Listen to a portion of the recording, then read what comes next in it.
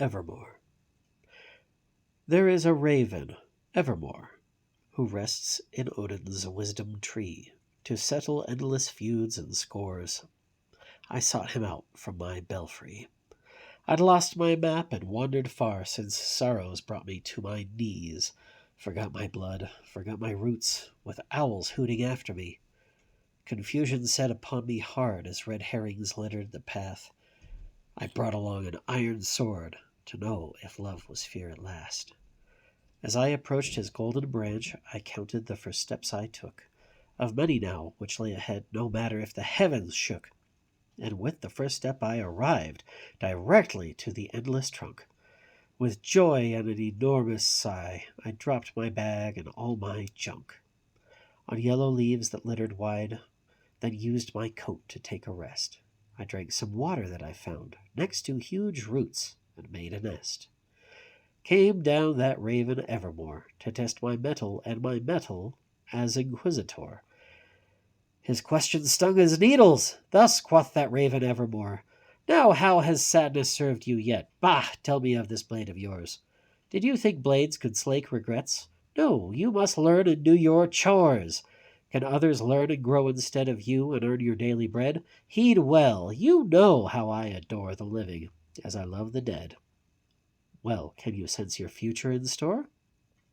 According to the ancient lore I read on scrolls from Bangalore, that I stole from hot coals till my claws were sore, and fled from monsters in their fields of gore. You might say I was tired when I won my war. Yet I traveled no further than my heart beat, ensured that I knew I had earned burning wisdom, endured all the pain of the ages and sages impure. Will you heed what I tell you, or still rage as a bull? Write it down in your pages till your wisdom is full. With a twinkle in eye, with his wisdom ablaze, he inspected my blade with a masterful gaze. Then his eyes went to slits, and the clouds thundered near. The bird grew twice the size of a horse, and I feared that he'd gobble me up, just a morsel to taste, and his terrible beak bleak and right in my face.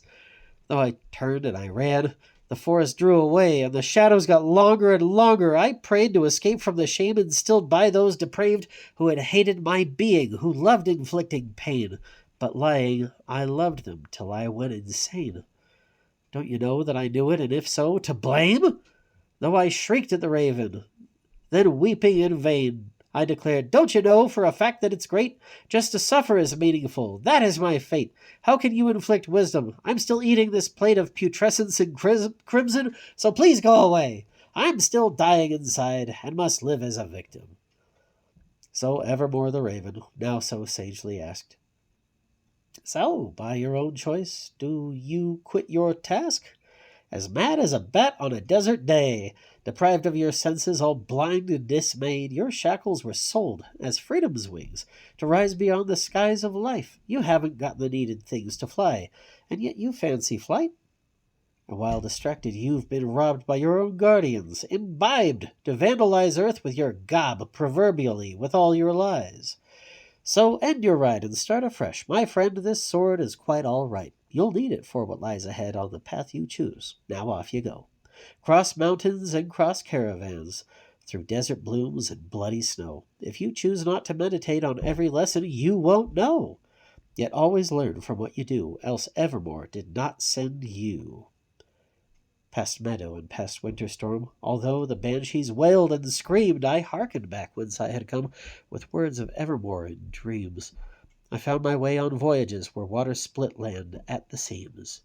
At estuaries courage flowed, as sunsets lowered glowing green, and with my buckler and my sword reflecting on all I could see, the raven knew what I had become when he saw me from that golden tree.